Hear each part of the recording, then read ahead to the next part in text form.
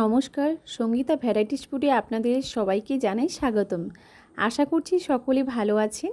আজকে যে জিনিসটা নিয়ে কথা বলবো, অনেকে চেনেন আবার অনেকে চেনেন না। আমাদের গ্রামে বাড়ি, তাই আমরা এই ছাতুটাকে খুব ছোটোবেলা থেকেই দেখে আসছি। ছাতুর উপরের দিকে যে ছাতার মতন অংশটা থাকে, তার উপরে একটা হালকা ধরনের আঁশ থাকে, সেটা ভালো করে আস্তে আস্তে করে ছাড়িয়ে নিয়েছি, ছোটো টুকরো করে কেটে নিয়েছি। কড়াইতে তেল গরম হয়ে গেলে চিংড়ি মাছ দিয়ে দেব, তাতে লবণ আর হলুদ দিয়ে ভালো করে চিংড়ি মাছটাকে ভেজে নেব। আগে মা জেঠিমাদের হাতে এই ছাতুর বিভিন্ন ধরনের রেসিপি আমরা খেয়েছি, আর এখন আমরা সেই ধরনের রেসিপি বানিয়ে খাওয়ার চেষ্টা করছি। এই ছাতু আমাদের গ্রামের দিকে যখন বৃষ্টিতে খড় পচে যেত, প্রাকৃতিকভাবে এই ছাতু হতো। এই ছাতুর ঘরোয়া পদ্ধতিতে আলু আর চিংড়ি দিয়ে একটি সুন্দর স্বাদের রেসিপি আপনাদের সঙ্গে শেয়ার করে নিই।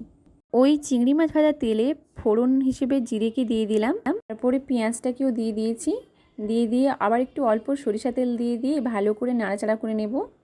তারপর আদা রসুন বাটাটা দিয়ে দেব, দিয়ে আবারও ভালো করে কষে নেব। একটু ভালো করে কষতে হবে, আদা রসুনের কাঁচা যে গন্ধটার সাথে চলে যায়। আলুটাকে দিয়ে দিলাম, আলুটাকে দিয়ে ভালো করে নাড়াচাড়া করে নিতে হবে, ভালো করে মিশিয়ে নিতে হবে মশলার সঙ্গে। তারপরে উপর থেকে অল্প একটু লবণ, হলুদ গুঁড়ো, 2-3টে চেরা কাঁচা লঙ্কা, অল্প পরিমাণ একটু লঙ্কার গুঁড়োও দিয়ে দিলাম, কারণ কালারটা খুব সুন্দর আসে এতে। আবারও ভালো করে মিশিয়ে নেব।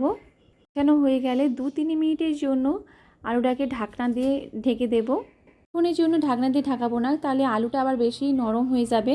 তারপরে ঢাকনাটা খুলে অল্প করে নাড়াচাড়া করে মাশরুমটা দিয়ে দিলাম। সাথে ছাতু দেওয়ার পরে চিংড়ি মাছটাকে দিয়ে দেব। এবার ভালো করে মিশিয়ে নেব। ছাতু থেকে জল বেরোয়, তার জন্য আর এক্সট্রা কোনো জল লাগবে না। ওই ছাতুর জলেই সুন্দরভাবে আলুটা সিদ্ধ হয়ে যাবে। সময় ভাজার সময় আস্তে আস্তে উল্টে পাল্টে ভাজতে হবে সময় ধরে ধরে। ছাতুটা যত সুন্দর ভাজা হবে তত খেতে খুবই টেস্টি হয়।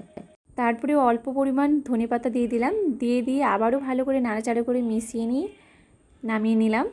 দেখুন আপনারা দেখতে কতটা সুন্দর হয়েছে, কিন্তু খেতে আরও বেশি ভালো হয়েছিল। যদি আমার এই সিম্পল রেসিপিটা আপনাদের ভালো লেগে থাকে, তাহলে প্লিজ একটা লাইক এবং সাবস্ক্রাইব